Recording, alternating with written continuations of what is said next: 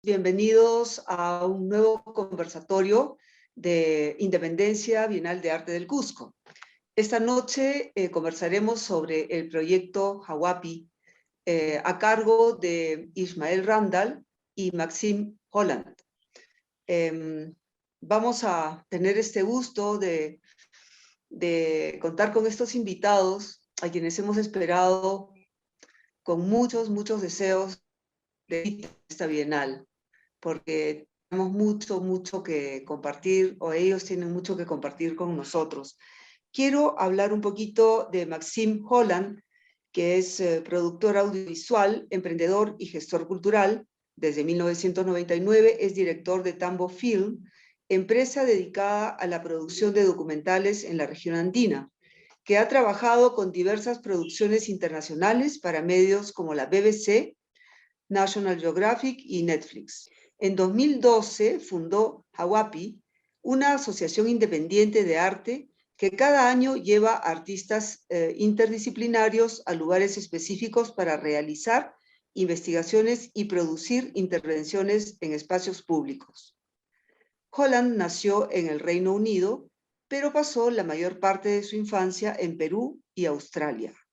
Actualmente radica en Lima. Bienvenido, Maxime. Ahora vamos a hablar también, a presentar a Ismael Randall, gran artista peruano norteamericano, quien nace en Cusco en 1976, vive y trabaja entre Brooklyn, Nueva York y Lima.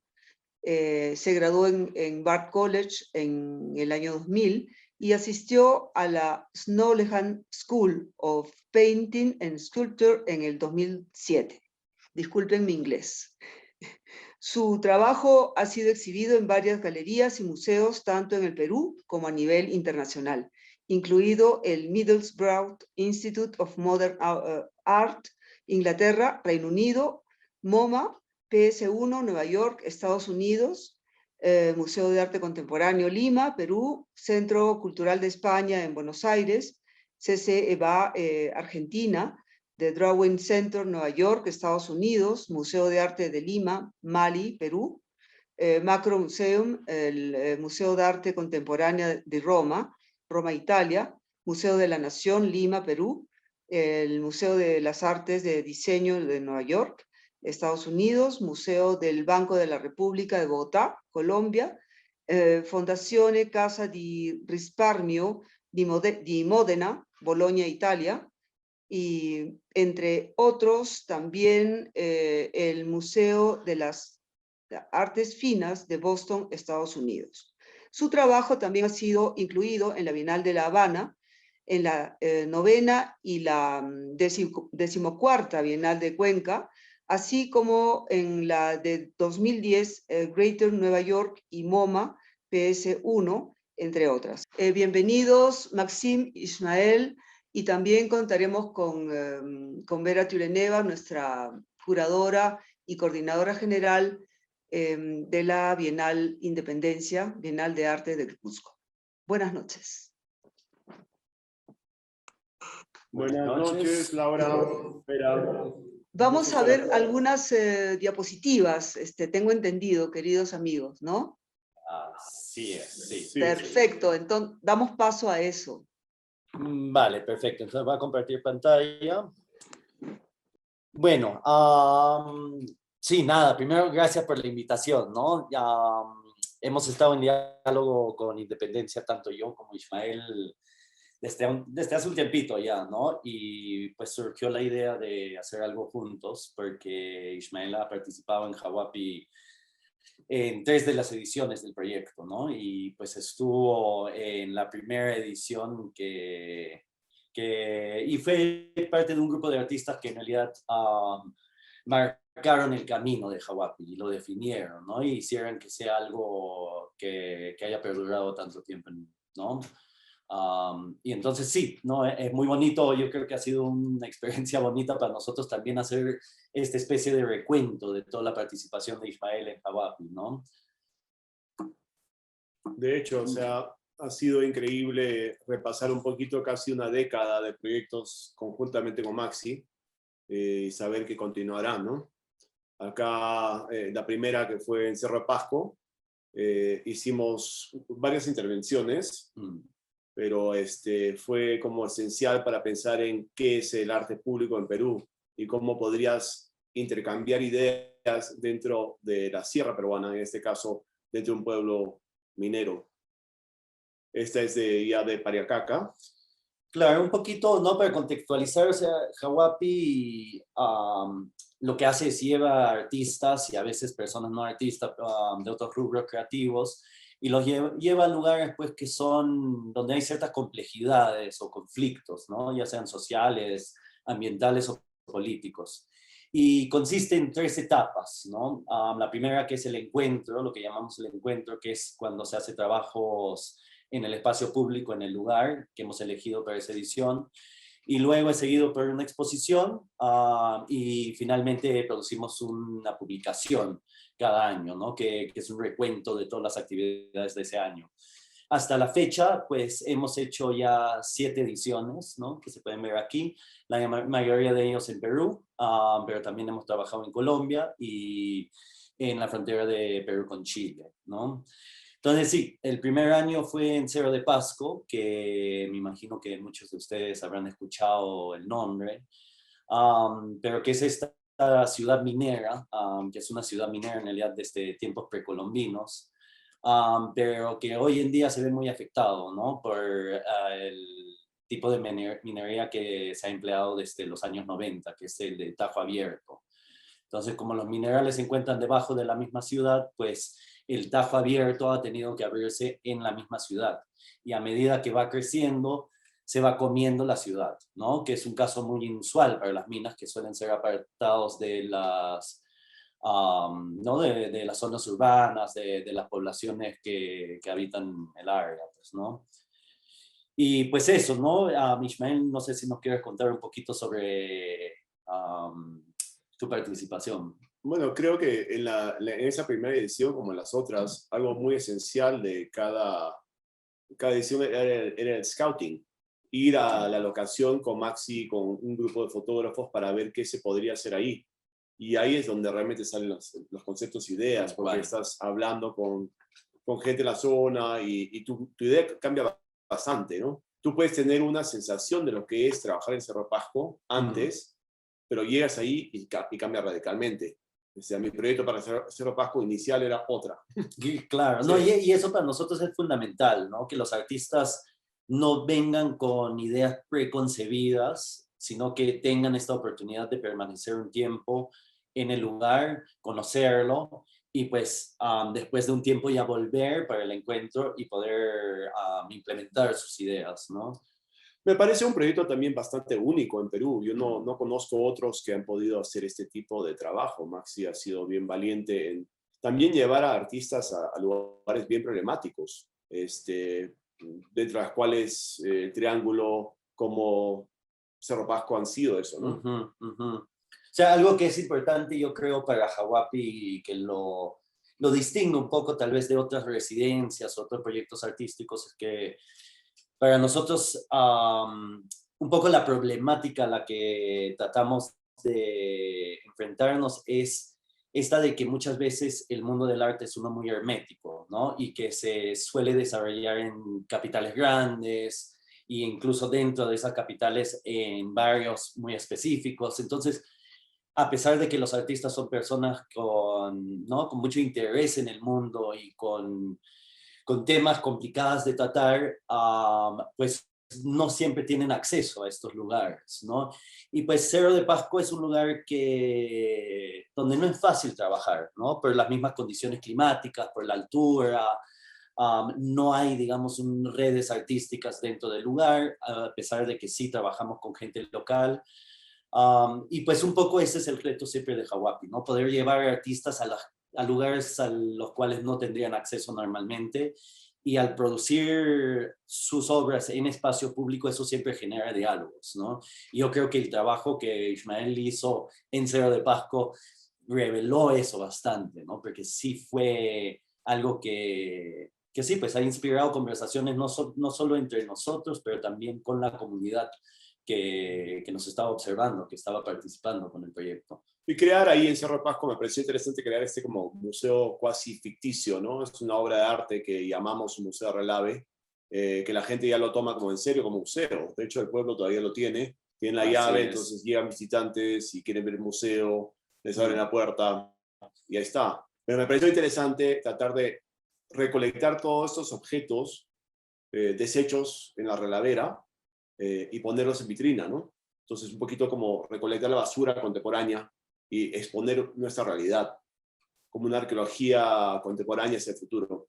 Sí, no, y lo que fue muy bello de este proyecto en especial fue que muchas veces uno puede intentar tener estas conversaciones sobre las problemáticas relacionadas a algo como la minería, que es complejo en un lugar como Cerro de Pasco, porque si bien la población reconoce los daños que genera la minería y los problemas de salud que ha creado, etcétera, también dependen de la minería. Las cosas no son blancas y negras, ¿no? Y cuando nosotros hicimos la inauguración del Museo del Relave, el proyecto de Ismael, pues llegaron mucha gente de la comunidad donde estaba ubicado y espontáneamente ellos empezaron a interpretar esta realidad a través de esos objetos, ¿no? Y eso fue impresionante. eso fue increíble, Cómo ¿no? sí los entendieron a qué iba todo el museo, Uh-huh. todo entendieron el problema. Claro. Y además, sí, y también reconocían su propia realidad en esas vitrinas. Sí, sí. Y fue interesante también porque ellos mismos empezaron a hablar de cómo serían vistos en un futuro, ¿no? Porque justamente si este era un museo de objetos contemporáneos, entre comillas, ellos a través de ese método de exposición, pues empezaron a imaginarse cómo sería visto la actividad principal de Cerro de Pasco de aquí 50 años, 100 años, ¿no? Y esas son cosas pues que no se dan fácilmente, ¿no? De hecho, ellos están expuestos a la relavera porque viven justo al lado de ellos, ¿no? Entonces están muy conscientes del daño físico, mental que tienen los químicos de esta relavera. Entonces ya saben que es un problema. Eso no se les tendría que explicar No, tanto. para nada. Pero nada. el concepto de que boten su basura a la relavera porque desaparece, me pareció interesante, ¿no? Sí. Y que esa basura se vuelva parte de esa realidad. Sí, Ecológicamente. Y sí, pues estas piezas, yo creo que lo que fue tan especial de esa recolección de piezas es que realmente por haber estado en la relavera, a pesar de poder ser objetos que tenían nada más que 5 años o tal, estaban degradados de tal manera que parecían objetos muy antiguos, ¿no? O sea, realmente parecían vestigios arqueológicos, ¿no? Pero hacer el museo también involucró a varios del pueblo, ¿no? Contraté al carpintero del pueblo para hacer las vitrinas, contratamos a un pintor para hacer todos los letreros de dirección, hicimos postales para que ellos puedan vender en el museo. Claro. Y vendieron postales. Sí. Entonces se volvió todo un hecho, ¿no? No, además que la misma población, ¿no? Se apropiaron de esto, ¿no? Sí. Y yo volví como 5 años después y pasé por ahí y al toque nos dijeron, han venido para ver el museo, tienen que tocar la puerta de la señora tal para que les abra. Entonces sí, no sé, para mí, o sea, más allá de que sí, la participación de Ismael haya sido importante en Hawapi siempre, para mí, de alguna manera, este proyecto fue el génesis de Hawapi, ¿no? Saber o ver cómo el arte contemporáneo en un lugar como ese puede realmente generar discursos nuevos, ¿no? Bueno, y también cuestionar qué es el arte contemporáneo, qué es exponer algo, ¿no? ¿Qué significa ese significado que tú le das? Claro. ¿No? El valor de la basura dentro de una vitrina. Pero sí, a ver, pasemos a Pariacaca, ¿no? Perfecto. Yo creo. Bueno, después en 2014 hicimos Hawapi en Pariacaca, que es un nevado que a pesar de su gran importancia para la población costeña y sobre todo de Lima, no es muy conocida, ¿no? Y se trata de esta cordillera glacial que abastece agua a todo lo que son todos los valles principales de Lima, ¿no? Incluyendo el Rímac. Y como todos los glaciares tropicales, pues está muy amenazado por el cambio climático. Y Nosotros lo elegimos como locación ese año porque justamente en el 2014 Lima era sede de la COP, ¿no? Que es la Convención sobre el Cambio Climático de las Naciones Unidas. Entonces, fue muy distinto a los otros Jawapis que se habían hecho en los años anteriores, ya que no había una población muy cercana, ¿no? Literalmente nosotros hicimos un campamento base que estaba a más de 2 horas caminando de... ¿A qué altura tenía para acá? Era 4.444. un dolor de cabeza, Sí. un dolor de cabeza. O sea, y sí, y requirió una logística tremenda, ¿no? Creo que... 50 llamas, Sí. camiones. Tuvimos que llevar todos los materiales para 20 artistas a este lugar realmente remoto, pues, ¿no? De muy difícil acceso, ¿no? Y pues sí, aquí pueden ver las llamas y cómo íbamos cargando todos los materiales. Ismael llevó pues generador para tallar. Todos mis equipos para tallar piedra, que eran pesados, más las canaletas que llegaron en llama, sí. y cobre para un proyecto que nunca hice. Planchas de cobre incluso. Entonces sí, era una cosa así espectacular, solamente llegar al lugar. Llevar el ¿no? baño, mira, ahí está el water. Llevamos baños ecológicos, tratando de tener el mínimo impacto posible, lo cual no resultó tan bien. Pero bueno, y aquí ven, ¿no? El campamento. Y ahí permanecemos pues 10 días, ¿no? 10 días, ahí se ve la foto como todo soleado y bonito. Lo que no saben de esos 10 días es que la mitad era lluvia, vientos fuertes que tumbaron carpas. Fue bien duro, sí, la realidad. Fue súper duro. Muchas ¿no? noches sin dormir por la altura. La altura afecta en eso. Y creo que eso mismo fue muy importante, ¿no? No fue la intención al principio, pero todos fuimos muy idealistas, muy, ¿no? Pensando en ir a este lugar tan bello, que se ve en las fotos tan increíble, y de alguna manera, ¿no? Con esa actitud un poco del citadino de que el medio ambiente es algo frágil y delicado que nosotros tenemos la responsabilidad de cuidar, ¿no? Pero al estar ahí te das cuenta que la naturaleza es mucho más fuerte que uno y que realmente, sí, pues para sobrevivir, pues el consumo es parte de, ¿no? Sí. Hay una imagen yo quería hacer una serie como una especie de, la primera de una serie de Ushnus, de asientos un poquito mirando a glaciares sagrados y me pareció interesante empezarlo con Pariacaca, que tiene esta vista encima del lago hacia los nevados y quería hacer un asiento para uno. Y me pareció importante designar un espacio en la misma manera que se podría explicar dentro de la cosmovisión incaica, de tratar de designar un espacio específico con la mira hacia algún futuro o alguna realidad poética. Fue un poco complicado porque si ven el generador que tengo es chiquitito, entonces no resistía mucho la máquina. Llegué a tallar un asiento mucho más pequeño de lo que yo pensé. Claro. De hecho, quería hacer algo más estilo Machu Picchu.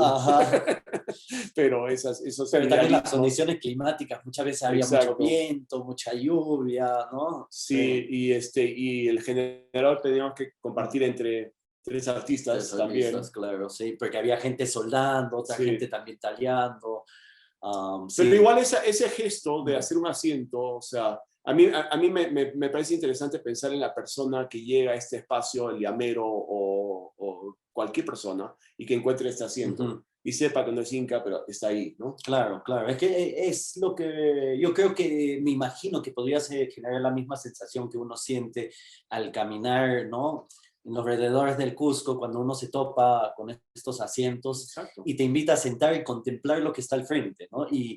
O el misterio de todo el sistema de seques, ¿no? O sea, totalmente. Encontrar estos monumentos, estos tronos, estas líneas sagradas. Sí.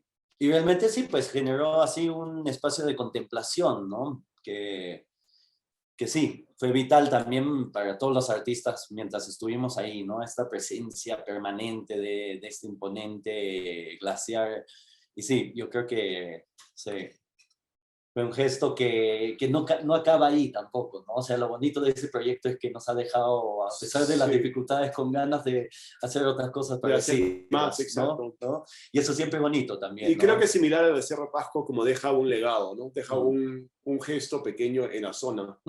Claro. Es interesante. Claro. Mientras que esto es mucho más efímero, de las canaletas, que es un gesto casi performático de un intento casi estúpido de controlar el agua, ¿no? Y estás ahí como mandándolo. Me gusta esa relación entre el humano y la naturaleza que tiene esto, y también la vista un poquito pensando en todos los pueblos, como a dónde llega el agua. No, y para mí también hay un diálogo entre los dos proyectos, ¿no? Sí, Porque claro. esto remite mucho a todo el trabajo, como se ve en Tipón, ¿no? Toda esta capacidad incaica, o los baños de la Ñusta en Ollantaytambo, de fluir con el agua, de trabajar con el agua y cambiar su curso, pero no interrumpir su curso, ¿no? Que creo que esto lo logra también, ¿no? Bastante. Tenía sí pensado mucho en mi niñez, tal vez en Ollantaytambo, y los sistemas de agua, ¿no? Claro. Por el pueblo. De hecho, sí, fue como un baño de la Ñusta contemporáneo, ¿no? Y bueno, después la siguiente edición en la que participó Ismael fue en el Triángulo Terrestre, ¿no? En el 2017. Que otra vez muy distinto a las otras locaciones a las que habíamos ido. Y pues para aquellos que no conocen el Triángulo Terrestre, esto se trata de un pequeño territorio, un pedacito de tierra que está justo en la frontera, donde la frontera entre Perú y Chile se encuentra con el Mar Pacífico, ¿no? Y lo que la gente suele conocer es pues el Triángulo Marítimo, que fue esta controversia que se resolvió en La Haya en el 2016, si no me equivoco. Pero lo que no se resolvió en La Haya, y que es algo que es un conflicto entre ambos países desde 1923, es el Triángulo Terrestre, que realmente creo, si no me equivoco, son como equivalente a 11 canchas de fútbol, ¿no? Nada más, sí. Y además de eso, pues el triángulo que lo ven aquí justo es una zona literalmente de la playa, con un poquito de mata salada, de grama salada, perdón, y un pedacito del desierto. Entonces tampoco es que sea un territorio súper fértil o con una importancia estratégica o económica importante, ¿no? Pero sin embargo ha sido... Solo que en esa imagen que ves abajo, este campo como de donde sacaron minas, ¿no? Claro. Es un campo bastante minado por los chilenos, más que todo, ¿no? Entonces, claro, bastante peligroso. Es un territorio minado, es también un territorio bajo constante vigilación, ¿no? Es un poco absurdo, pero hay estas dos torres de vigilancia, tanto en el lado peruano como en el lado chileno, y muchas veces... No hay nada ahí. O sea, sí, no es nada, literalmente no hay nada, ¿no? Fútbol. Es como tantos pedazos de costa peruana, ¿no? Pero, ¿no? Y nosotros acampamos ahí, no podíamos ingresar al mismo triángulo, porque de hecho es un territorio, sí, pues, minado y totalmente prohibido y lo demás. Entonces lo que hicimos es acampar en el lado peruano, a pocos metros del triángulo. Ahí ves la torre al fondo. Claro, bajo la mira de esta torre, ¿no? Y sí, o sea, yo creo que ahí un poquito lo que nos dimos cuenta es que sí tiene este valor simbólico muy fuerte, ¿no? Sí. Pero sí, no sé si quieres hablar un poquito. Y yo me confundía mucho qué hacer en ese triángulo, hasta que empecé a investigar mucho la creación de países nuevos. Empecé un diálogo en mi cabeza de qué podría ser ese triángulo. Podría ser una ciudad, podría ser un parque, podría ser casa. Entonces dije, ya, ok, hablemos un poquito de invasión y hablemos de sembrar bandera. Entonces le dije a Maxi, ¿por qué no una estructura basada en esas estructuras de los años 60 europeos que se formaban para invadir terrenos de Europa? Claro, ¿no? Claro. Entonces, armar un proyecto que era de invasión en la costa peruana, pero a base de invasión europea. Claro. Y sí, pues, ¿no? O sea, el proyecto que se llamaba la Escuela de Pensamiento Triangular, si no me equivoco, ¿no? Ismael generó, pues, este espacio. Y algo que es importante mencionar con esta edición de Jaguapi es que nosotros llegamos, ¿no? Teníamos una relación cercana con la policía del lado peruano, también habíamos advertido a la policía chilena que íbamos a estar ahí, pero a medida que íbamos avanzando con los proyectos, pues empezaron a haber algunas controversias, ¿no? Por ejemplo, uno fue que algunos pobladores de ahí cerca del Triángulo nos vieron desde lejos, vieron el trabajo de uno de los artistas que iban marcando unos caminos y denunciaron a la radio que estábamos invadiendo el triángulo. Y a la vez, casi en el mismo día, que creo que fue el cuarto día, Ismael ya había avanzado bastante con el proyecto. Creo que esto es hasta donde llegó, ¿no? Sí, llegamos ahí nomás y ahí Sí. nos votaron, Claro. pero de hecho vieron el tanque de agua y dijeron, no, esto es una invasión, esto es casa. Y los chilenos se preocuparon porque vieron este triángulo de madera y pensaron que era un arma. Sí, pues los chilenos, o sea, la policía chilena al otro lado llamó a la Cancillería a decir que se estaba construyendo una torre de vigilancia en el territorio peruano al lado del triángulo, ¿no? Entonces, nosotros tuvimos que abandonar el lugar, ¿no? Y pues literalmente empacamos todo y tuvimos que huir de ahí, ¿no? Sobre todo también para no generar mayores problemas, generar un problema político entre países, porque estaba a esas alturas, ya había diálogos entre, ¿no?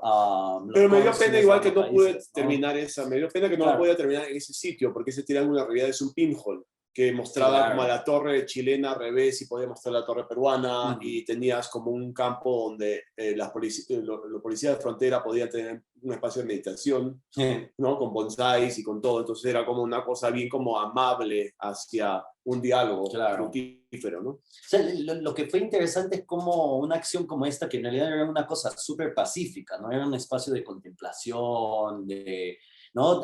Ismael también había pensado poner unas plantas para que la gente que lo habite puedan, ¿no? Cuidar esas plantas, pero por el lugar en el que se ubicaba se interpretaba como un gesto violento, ¿no? Sí, y eso exacto. pasó con muchos de los otros proyectos, ¿no? Entonces es interesante eso de cómo la ubicación de algo como esto puede generar la interpretación, ¿no? Sí, y bueno, claro, nunca llegué a plantar las plantas ahí, lo hice después en las muestras, pero el concepto con las plantas eran plantas que cuidan la casa, ¿no? Plantas de protección, entonces tiene la ruda, tiene los San Pedros, Claro. etcétera, ¿no? Era un espacio espiritual, más que nada, Súper ¿no? espiritual. Y de educación, por eso es una escuela de pensamiento triangular. Claro, y además incluía, libros, ¿no? Claro, entonces incluía todo el dilema entre Bolivia, Chile, Perú, y tratar de entender un poquito el conflicto. Y bueno, entonces nos botaron de ahí y no sabíamos qué hacer. Sí, con mucha frustración. Claro. ¿Y qué pasó ahí? Pues todos los proyectos quedaron como a medias, ¿no? Y pues nos fuimos a Tacna, nos reunimos y evaluamos varias diferentes opciones, ¿no? Una de tratar de instalarnos en otro lugar similar, pero al final lo que decidimos entre todos era montar una exposición para la población local, también un poco para desmentir, ¿no? Esta equivocación. Para ese entonces ya había salido en los medios, que había artistas chilenos, que había un soldado chileno, que habían invadido, un montón de fake news, ¿no? Y entonces dijimos, ya, hagamos una exposición y cada uno de los artistas buscó la forma de continuar su proyecto, pero en este contexto totalmente distinto, ¿no? Y en creo que 3 días montamos esta exposición en un espacio independiente en Tacna, la Ramamango. Eso fue bien bonito ese quiebre, ¿puedo decir una cosa? Porque yo sentí que hasta ese punto los artistas chilenos de esa edición y los artistas peruanos eran separados. De hecho, hasta casi como almorzados en lados extremos de la mesa. Y en el momento que cae todo esto, se empieza a apoyar mutuamente a construir toda esta muestra. Claro, se genera una hermandad de repente, ¿no? Sí. Entonces había como un momento de quiebre que generó esperanza, ¿no? Sí, en realidad, pucha, si soy sincero, yo me acuerdo clarito, la mañana antes de que nos expulsaron, pues yo fui y me metí al mar, ¿no? Todo era soleado, bonito, todos los artistas trabajando, y yo sí sentía que faltaba un poco esa, no quiero llamarlo conflicto, ¿no? Pero siempre que hacemos Hawapi, o sea, siempre hay estos momentos donde el lugar nos revela algo. Y yo sentía que estábamos en esta especie de burbujita, era todo muy perfecto, todo muy bonito. Y en realidad era necesario ese quiebre para que nosotros nos demos cuenta de dónde estábamos, porque prácticamente nos habíamos olvidado que el triángulo estaba ahí y estábamos de campamento en la playa, ¿no? Entonces Exacto. surgieron todas estas conversaciones en ese momento, en el momento de quiebre. Ahí nos dimos cuenta de lo que realmente No, y del peligro, representaba el lugar. porque Claro. era un peligro. Y de hecho, Sí. la reacción peruana ante ese peligro era interesante versus la chilena. La Ajá. chilena era una de miedo, todos los Sí. artistas chilenos ya Claro. llamando a sus embajadas. Claro, Los ahí se peruanos- notó la diferencia. También teníamos unos argentinos, que los argentinos eran muy de, no, yo no voy a entregar mis documentos a la policía, que están vulnerando mis derechos. Había también un artista israelí que nos acompañó y él muy, ¿no?, tímido y preocupado de lo que podría ocurrir. Entonces, ahí también se notaron las diferencias que existen de por sí entre diferentes, por más que nos sentimos parte de una gran comunidad artística y todos somos iguales y no sé qué, al final los países en los que habitamos nos marcan, ¿no? Y tenemos diferentes maneras de reaccionar. Sí. Así que esas 3 ediciones creo que representan extremidades, ¿no? O sea, tienes un sitio, un campamento en la costa, un campamento en una altura de dolor de cabeza, y otra en un campo donde sentías casi los minerales y lo tóxico en tus pulmones y en tu... Lo sentías, en Cerro Pasco sentías, ¿no?, ese peso tóxico. Es el lugar más contaminado que he conocido en mi vida, ¿no? Sí. Y que la contaminación es palpable. O sea, sacas ¿no? en tu piel, se sentía en tu piel, o sea, sí. te lavas la cara en la noche, era como... Y no, sí, pues, o sea, te falta selva, ¿no? Hemos hecho un faltó par selva. de Quería hacer la lugares de Guaypeto, me hubiese gustado hacer. Sí, pues, pero bueno, ahí todavía continuaremos Sí. y habrá más oportunidades. Pero me siento un poquito, sí, parte de la familia Hawapi. De hecho, ha sido un lujo poder ser parte de 3 ediciones. No es común. Normalmente se hacen como... Sí, la mayoría han participado en uno, pero sí, pues como decía antes, ¿no? O sea, Sí. Ismael ha sido fundamental para Hawapi, porque más que solamente un artista, es alguien que realmente ha influido sobre la dirección del proyecto y es una persona a la que siempre voy para, ¿no?, para compartir ideas y para entender cuál debería ser el camino del proyecto en total, ¿no? Hay lo que nosotros llamamos con cariño los jaguapichas, y Ismael es un jaguapicha fundador, digamos, ¿no? Fundamental para el proyecto, sí. Así que no, muy bonito poder compartir esto, ¿no?, como parte de la Bienal del Cusco. Sí, de hecho, y quiero añadir una cosa más de lo de Hawapi. Hawapi me ha permitido a mí, en mi carrera, desarrollar proyectos sociales o proyectos fuera de mi ámbito normal, de las galerías y museos y de ese tipo de trabajo más insular del taller. Eso ha sido bien especial, porque no es algo que usualmente uno conectaría con mi trabajo, ¿no? Sí, sí. Y eso siempre es algo que Ismael me ha comentado, ¿no? Y es muy gratificante para nosotros saber que damos un espacio para que los artistas puedan experimentar de maneras en las cuales no puedan dentro del mundo del arte más institucional, digamos, Sí, o más, ¿no?, comercial también, ¿no? Entonces, es muy bonito eso, y cómo los lugares también te obligan a hacer cosas que no harías normalmente, yo creo, ¿no? O sea, es que no estás pensando en ese nivel, estás pensando en otra cosa. Sí. Y lo último que no hemos comentado es mucho el tipo de relación que crea con los demás artistas, ¿no? Sí. O sea, yo siento ahora, con cada edición, esas personas, si yo los veo en la calle, son como casi parte de mi familia. O sea, pasar 10 días en Pariacaca con ese grupo te forma... Sí, genera unos vínculos afuera. Es que pasamos cosas muy duras siempre, ¿no? Sí. Y eso yo creo que... Y eso en hermandad, sí ¿no? solo ya es algo. Sí, o sea, en realidad no necesitas nada de los demás proyectos, eso en sí ya es... Eso siempre ha sido lindo, ¿no? Sí. O sea, literalmente, sí, pues los que estuvimos en Pariacaca, solo nosotros entendemos lo que pasó ahí, ¿no? Y sí, no, es muy bonito a ese nivel también, ¿no?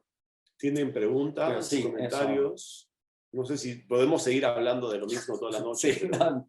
fácil, es un momento para escuchar a Laura y a Vera y ver sus comentarios y sus observaciones. No, por supuesto que pueden continuar comentando, porque hasta el momento, bueno, particularmente yo estaba muy, muy interesada en conocer bien este proyecto, y creo que ustedes se están entusiasmando y nos están entusiasmando mucho con la historia, ¿no?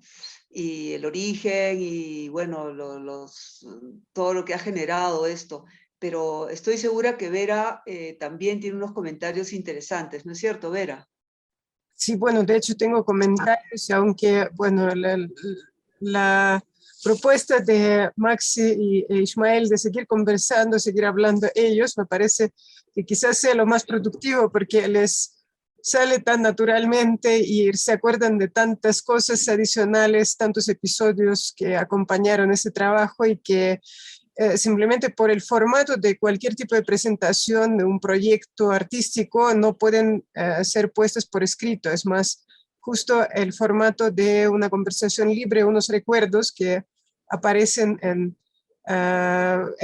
un conversatorio, en una suma de recuerdos, digamos, que no se puede formalizar. Es decir, este formato libre que hemos adoptado se presta mucho para acompañar la obra en sí, el proyecto en sí, con este tipo de material circundante que a veces es muy interesante y ahora gracias a estos nuevos medios que estamos, bueno, usando para registrar simplemente un intercambio de información libre entre artistas y el público, artistas y los curadores, artistas y sus invitados, se presta mucho para que esta información que, bueno, en la historia de arte formal, convencional de hace 100 años, 200 años, nada de eso se conservó. Esas historias, las historias de cómo se crean las obras, cómo transcurre la vida de los artistas, cómo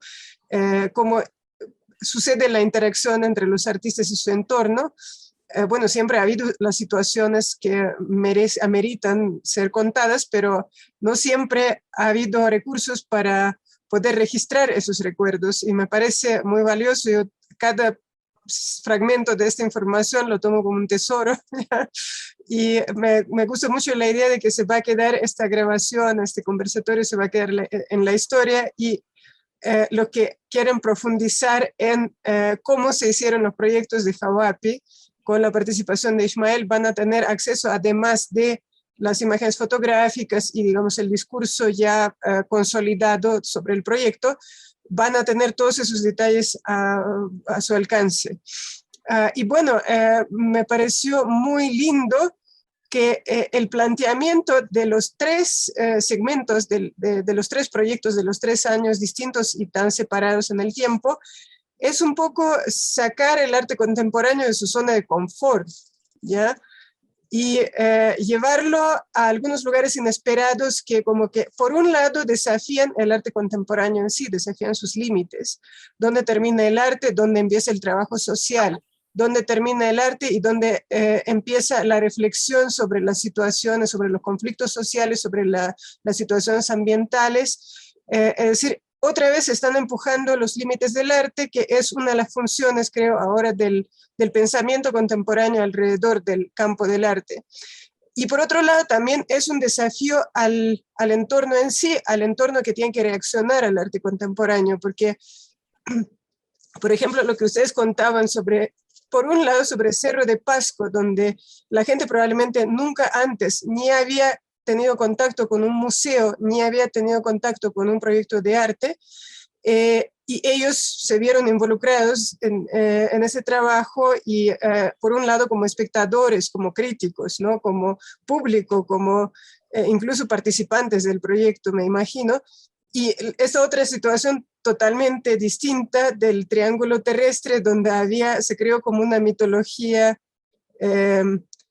digamos, metapolítica sobre la presencia de un grupo de gente extraña que no se entiende qué hace en este territorio que es la papa caliente y que, bueno, cualquier persona que pise, creo, esta tierra lo van a mirar con binoculares y van a observar qué está haciendo. Entonces también se creó una especie de una situación, digamos, incómoda alrededor del trabajo de los artistas, que es interesante, ¿no? Porque es interesante a veces también incomodar y crear tensiones donde hay que crear tensiones porque eso hace que la gente reflexione sobre las cosas a veces que dejan de lado en otros momentos. Entonces, bueno, me gustaría un poquito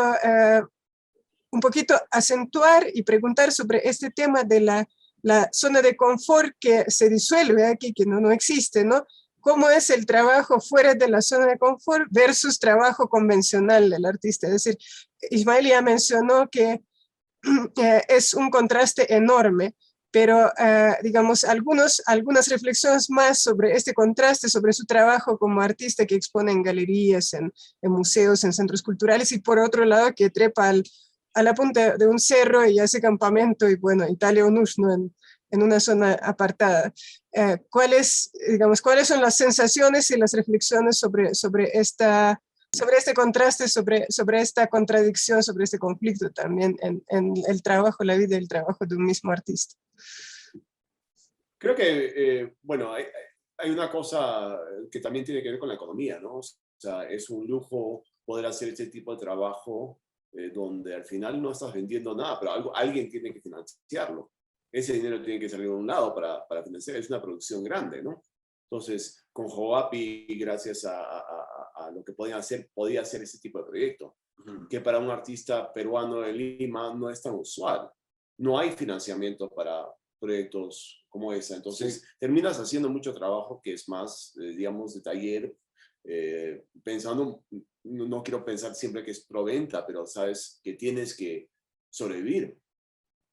Entonces, no tenemos en Perú los recursos que tienen otros países para poder mandar a sus artistas Así es, a hacer proyectos X claro. en el campo. Y eso felizmente está cambiando, ¿no? O sea, sí empieza a haber, pero igual yo creo que hay un hambre de parte de los artistas de realmente hacer proyectos donde no tienen que estar pensando en el lado comercial, ¿no? Y que realmente, sí, pues pueden experimentar con otras formas de producir arte, de interactuar con comunidades y tal. Y sí, a pesar de que está mejorando, todavía son muy pocos los espacios, ¿no? Entonces, la reacción que hemos tenido siempre de los artistas ha sido muy, ¿no? O sea, una de mucha gratificación, ¿no? O sea, y también debo decirlo, si bien, o sea, hay un peso financiero, estos proyectos no serían posibles sin la entrega completa de los artistas que participan, ¿no? Porque realmente, o sea, eso es lo que empuja el coche, ¿no? Al final del día. Y sí, pues no vamos a lugares fáciles, no es una residencia en un lugar bonito, ¿no? En lugares cómodos. Y nos parecen cosas que son importantes, son muy importantes de decir, de hablar. O sea, yo no estaría en ese proyecto si no me pareciera esencial para la comunidad peruana y tal vez internacional de tener una reacción ante estas cosas. Siento que las bienales son una plataforma linda para eso, ¿no? O sea, de hecho, la Bienal de Cuenca o Habana me han permitido hacer proyectos de este tipo de escala, de este tipo de propósito. Y Hawapi, Hawapi nació pensando en eso. Y eso es algo, es un impacto real. O sea, nos sentamos con muchos de los artistas y la pregunta siempre es ¿cuándo hacemos una más? Sí. Maxi, por favor, invítanos. ¿No? Sí. No, la reacción muchas veces inmediata es nunca más vuelvo a hacer eso. Sí, pasan unos meses y eso, ¿cuándo lo vamos a hacer? Qué increíble que fue eso, ¿no? Porque sí, es duro, ¿no? Vamos a lugares que son complejos. Es una resaca bien fea salir de una experiencia Hawapi. Y uno termina, o sea, una de las cosas con las que hemos sufrido mucho es el tiempo entre el encuentro y la exposición que solemos hacer en Lima o bueno, cuando hemos estado en el extranjero en otras capitales, ¿no? Pero sí, en la primera edición literalmente llegamos de Cerro de Pasco en el bus de frente a la galería a descargar todos los materiales y creo que tuvimos como una semana para montar la exposición, lo cual fue muy rico porque fue todo muy inmediato, ¿no? O sea, todavía tenía toda esa energía del encuentro, pero a su vez, pucha, casi nos mató la experiencia. Entonces, al año siguiente dijimos, ya, vamos a tomar 3, 4 meses para realmente digerir el proceso. Hicimos una exposición que si bien era mucho más calmado y pudimos hacer algo mucho más pulcro, se perdió esa esencia, ¿no? Ya se diluyó la esencia y lo aprendido en el lugar, ¿no? Entonces, y hasta ahora no encontramos una fórmula, ¿no? De cuánto tiempo, de cuánto dura la resaca, pero todavía si es necesario hacer esa también, y eso lo estamos cuestionando mucho, ¿no? Eso lo estamos cuestionando, si hay realmente esta necesidad de traerlo nuevamente a la comunidad artística. O si porque la publicación en sí ya es bastante. Así es. Y sí, es un debate constante, ¿no? Pero creo que sí ha sido importante, para mí ha sido importante esas muestras en Lima porque creo que para los limeños, fuera de los grupos, de los participantes, fue esencial poder ver esa conexión y saber que se están haciendo estos proyectos. Sí, Porque sin esas muestras, eso desaparece. Si la gente no lo ve en Lima o Cusco, lo que sea, desaparece, ¿no? Sí, yo y sí creo, o sea, es verdad lo que dices, ¿no? Yo creo que la reacción de la gente ha sido muy positiva ante las exposiciones. Sí. Capaces nosotros que sentimos que no logra comunicar del todo lo ocurrido, ¿no? Sí. Sí, Pero es que sí, no sí, puedes hacer eso. pero no lo puedes No hay hacer, manera. pues, literalmente. Puedes documentar ¿no? O sea, casi lo todo. vivido ¿no? ahí, pucha, no, hasta ahora por lo menos no encontramos la fórmula, pero sí. Sí, es como cuando describo cómo es levantar un martillo no, en Pariacaca.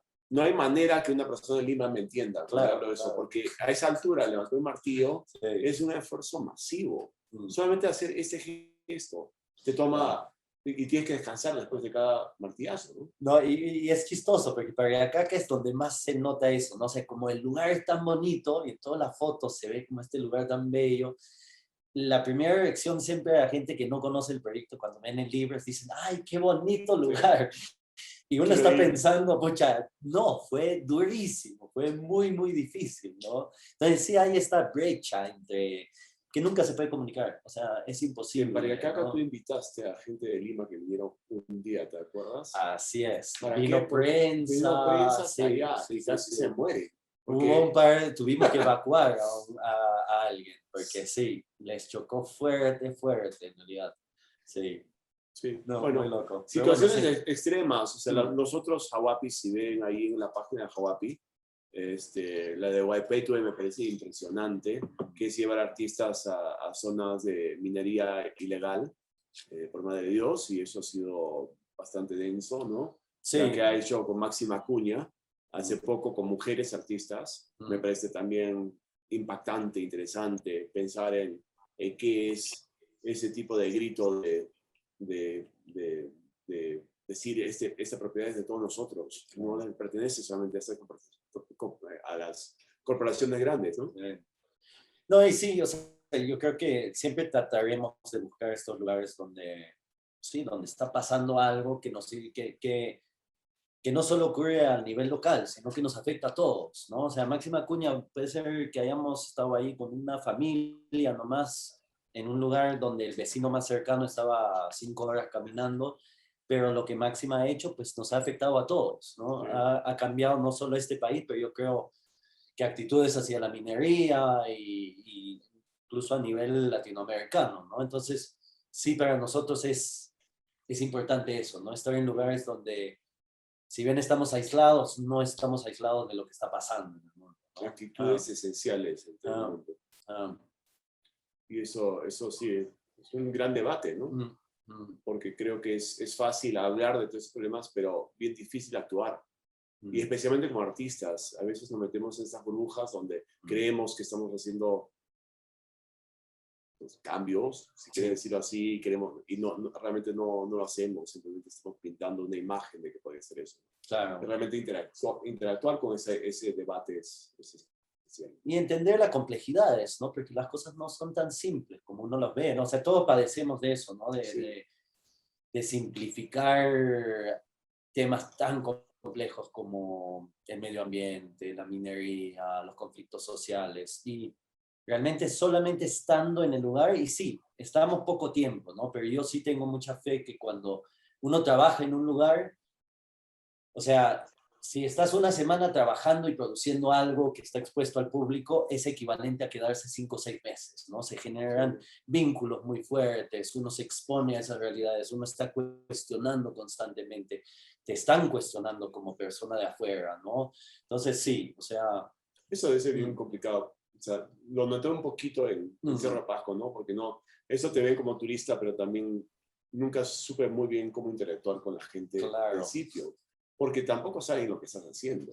Es que, y ese debate siempre es algo que me parece una curiosidad dentro de los Hawapis. No, y hay una negociación con la población. O sea, una cosa que nosotros decimos es que nosotros no, o sea, el proyecto lo hacemos para los artistas. Ese es nuestro objetivo, ¿no? Nosotros no vamos con intenciones de que, estamos haciendo un trabajo social para mejorar las vidas de las personas en el lugar, porque no somos ese tipo de proyecto y eso no se puede lograr en un año, en 10 años, en 20 años, ¿no? Esto es un debate, pero nosotros tenemos claro que el impacto que queremos tener es sobre los artistas y la comunidad artística.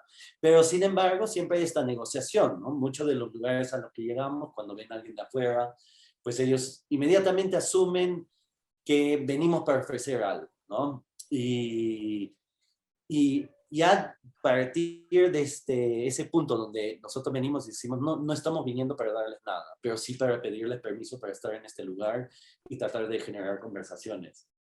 Y, o sea, varía de lugar en lugar, pero generalmente lo que pasa es que primero nos ven como una cosa curiosa, después muchas veces también empiezan a cuestionarnos mucho, y finalmente se suele llegar a este punto donde ellos nos entienden mejor a nosotros y nosotros entendemos mejor lo que está pasando ahí, ¿no? Y eso es tan bonito. Igual siempre es polémico, ¿no? Sí, El sí. Cerro Pasco, o sea, tener que lidiar con los mineros, o sea, el proyecto de Ortiz, o sea, sí, no, sí. eso fue chocante porque los mineros tenían que Hubo un confrontar el momento proyecto, de sí. tensión fuerte allí, ¿no? Que sí. No Y- sé, hay estos momentos de conflicto y sin entrar en muchos detalles, o sea, yo creo que el conflicto es algo positivo para el arte, ¿no? O sea, hasta ahora hemos tenido suerte que esos conflictos nunca se han vuelto violentos, ¿no? Pero esos momentos de conflicto son donde uno empieza a resolver, ¿no? Ideas y resolver posturas, pensamientos. Sí, pero sí, pues, por ahí va la cosa. Yo tengo una pregunta. Es un planteamiento de un marco de, digamos, de una institución artística, si se quiere, que en definitiva trata de llevar el arte por el camino de no planificar todo al 100%, más bien crear situaciones inesperadas, crear unos entornos alrededor del arte donde no se sabe exactamente cómo se van a desarrollar las cosas, porque, bueno, es muy difícil prever cómo va a salir, cómo va a desarrollarse y cómo va a salir al final el proyecto comenzado. Entonces, bueno, lo que quería preguntar es este elemento de lo inesperado. ¿Cuántas veces, digamos, en qué ocasiones las cosas no han salido como ustedes tenían previsto y cuando eso llevaba a frustraciones, digamos, a derrotas y quizás en algunos otros casos... Nunca sale como uno espera, nunca sale como uno espera, pero siempre es mejor por eso mismo, ¿no? O sea, Pero para mí justo, sería una tragedia si las cosas salen como hubiésemos pensado que iban a salir. Que ¿No? casi, Sí. casi el triángulo se sintió así, hasta que no pasó. Claro, era como un campamento. Ya Era como, estaba fluyendo todo mucho. Sí, todos ¿no? bañándose en el mar, era como si fuese como algo, y ahí, ¡pum!, cambia todo, ¿no? O sea, para nosotros es los momentos de creatividad más importantes son justamente cuando tienes que lidiar con situaciones que no esperabas, ¿no? Si todo está encaminado y estás en control de la situación, sí puedes generar algo bello, sí puedes plasmar ideas, pero no puedes cambiar el curso de tu comprensión del mundo, ¿no? Y para mí el arte, la semilla del arte está en eso, cuando te cambia cómo uno ve el mundo, ya sea el espectador o el mismo artista, ¿no? Y eso en arte también, o sea, en arte de taller, en cualquier arte, yo creo que esta situación accidentada, donde aparece un accidente, una cosa inesperada, se te chorrea la pintura, se te rompe algo, crea algo completamente nuevo que no sabías que podía ser. Y eso es súper como importante, porque si no es como monótono. Claro. Y eso pasa en este tipo de proyectos. Totalmente, no hay porque estás en situaciones que son incluso más difíciles de controlar. Pero sí es algo que aprecio, o sea, mi otro mundo es el mundo del cine, ¿no? Y lo que me encanta de trabajar con artistas es que suelen ver estos accidentes como parte de, y simplemente absorberlos y que eso enriquezca el trabajo. Muchas veces, no quiero decir todo, pero muchas veces la gente que trabaja en cine ya tienen todo pensado previamente y si las cosas no salen como quieren, pierden los papeles, ¿no? Y eso a mí me frustra un montón, ¿no? Y el artista, o sea, por lo general el artista es todo lo opuesto, ¿no? Pasa alguna cosa totalmente inesperada y eso simplemente hace que la obra sea más interesante, ¿no? Y en esos proyectos a mí siempre me fascina que cada artista trabaja a niveles distintos, ¿no? Sí. O sea, hay gente que trabaja súper lento. Había gente en un par de proyectos donde decía, ¿qué están haciendo? No, o sea, yo soy una persona súper chambeadora, entonces estoy ahí, ya estoy como ya tallando y hay personas como mirando la montaña y digo, ¿qué hará con esto? Y a veces eso es más válido que pasarte todos los 10 días tallando. Sí, sí, Porque sí. ves el proyecto al final de todo ese como pensar. Bueno, el ejemplo clásico es Gabriel Acevedo, ¿no? Gabriel Acevedo se pasó contemplando hasta que sacó un video impresionante que marcó nos todo sacó un ese karaoke que simplemente para todos los que estábamos ahí era el resumen de todo lo que había pasado. Fue mágico. Sí. Sí. Y eso te cuestiona qué significa el trabajo, ¿no? Claro, también. A veces te sientes un poco tonto. Claro. Pero, y eso es lo bonito también de Hawapi, debo decir, que nosotros, o sea, como estamos un poco fuera de este mundo del arte, o sea, nos permitimos esa posibilidad de traer artistas que son totalmente desconocidos o recién iniciando su práctica y mezclarlo con artistas ya más establecidos, artistas que jamás estarían en una galería u otra, ¿no? O sea, realmente tratamos de generar un grupo de personas, ¿no? Que entre ellos también van a compartir ideas y formas de trabajar que en su vida habitual capaz no habría esos encuentros, ¿no? No se darían de por sí, ¿no? Y también de retar artistas, ¿no? O sea, un ejemplo clásico es de llevar en Waipetué, nosotros no podíamos sacar fotografías, entonces llevamos un artista, Philip Grunberg, que es netamente fotógrafo, y él tenía que ir y sabía que no podía sacar su cámara, ¿no? Entonces también es eso, ¿no? Es realmente retar a la gente a... No, Waipetué fue bonito porque llevaste dibujantes, ¿no? Sí, en vez de fotógrafos, llevamos dos chicos para que dibujen todo, el registro todo ese dibujo, ¿no? Sí. Y sí, pues también a nosotros, o sea, el equipo Hawapi nos obliga, el lugar nos obliga a ser creativos también en lograr que se realice el encuentro, ¿no? Y eso es bonito también. Ningún año de Hawapi es parecido al otro. Y siempre el lugar determina cómo va a ser la edición de ese año, ¿no? Hay un lujo en que Maxim trabaja en cine, ¿no? Que sabe mucho de producciones. Porque sin ese know-how de poder saber qué necesitas, de tener las carpas, de tener toda la logística, producción sería muy complicado hacer estos proyectos. Sí. No, y el mundo del cine también me ha enseñado de que sí, pues lugares que uno piensa que son muy difíciles a donde es difícil entrar o trabajar, pues, ¿no? Trabajando mucho en documentales, pues tenemos que ir acá y tenemos que lograr eso. Y aprendes que sí hay formas de hacerlo, ¿no? Que no es imposible. Que es capaz lo que a veces no hay tanto en el mundo del arte, ¿no? Sí.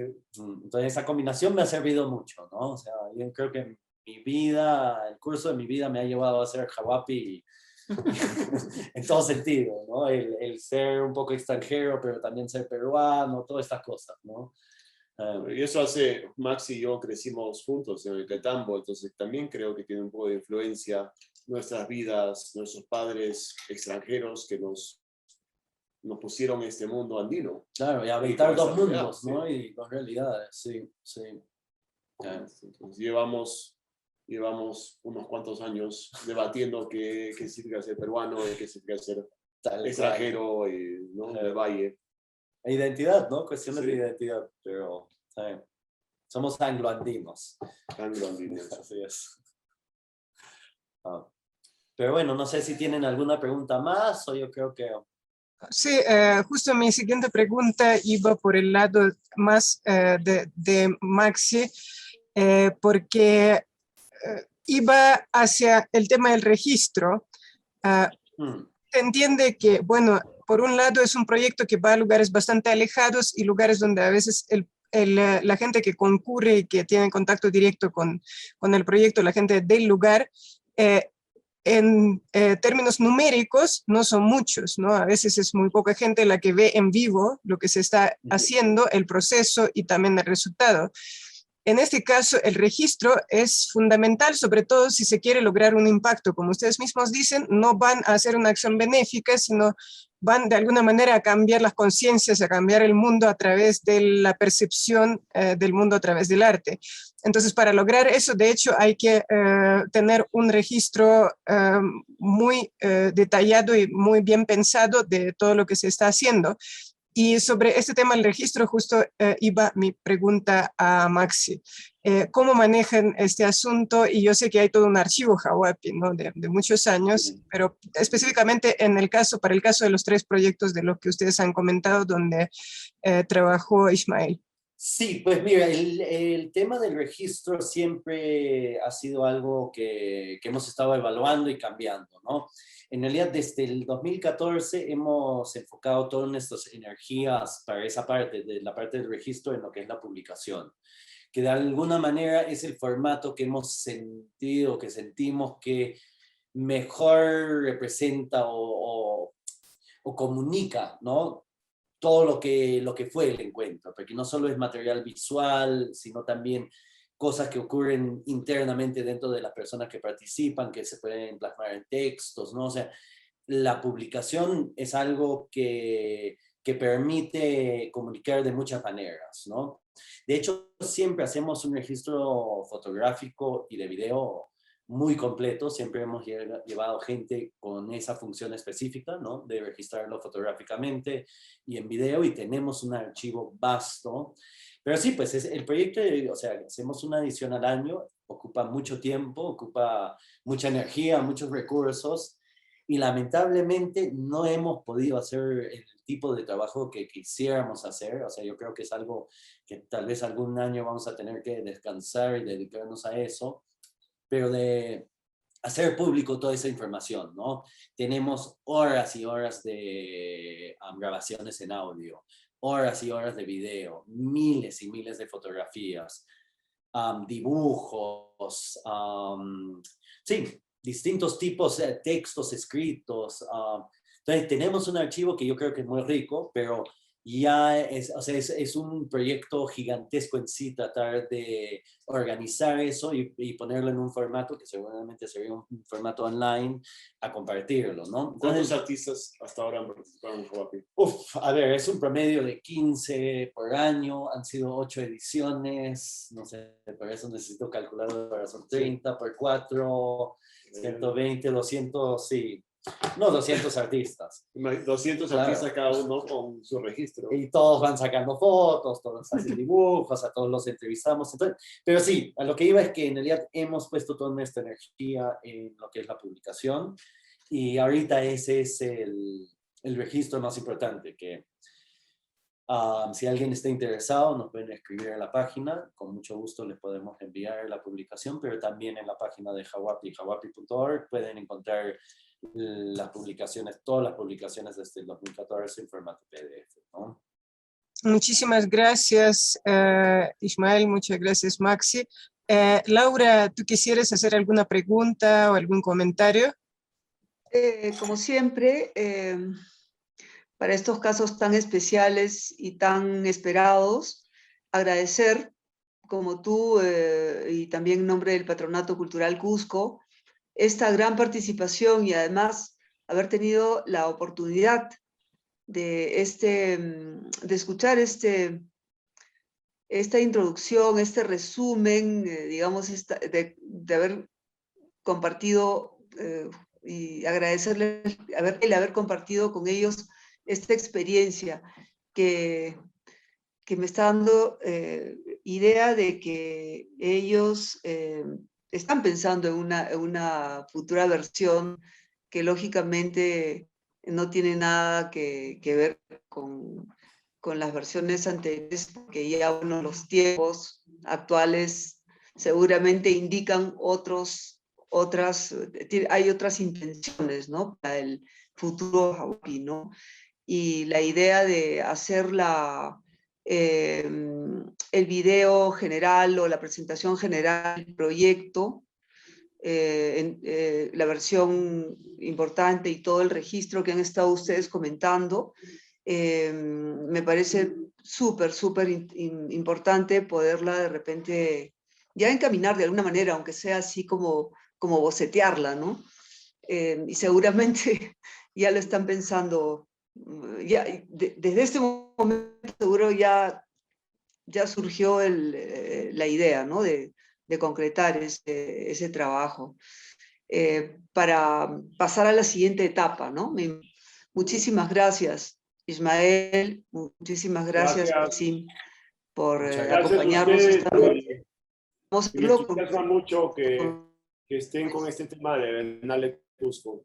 Sí. Nos parece importantísimo, Sí, es algo que sí. siempre lo hemos conversado, ¿no?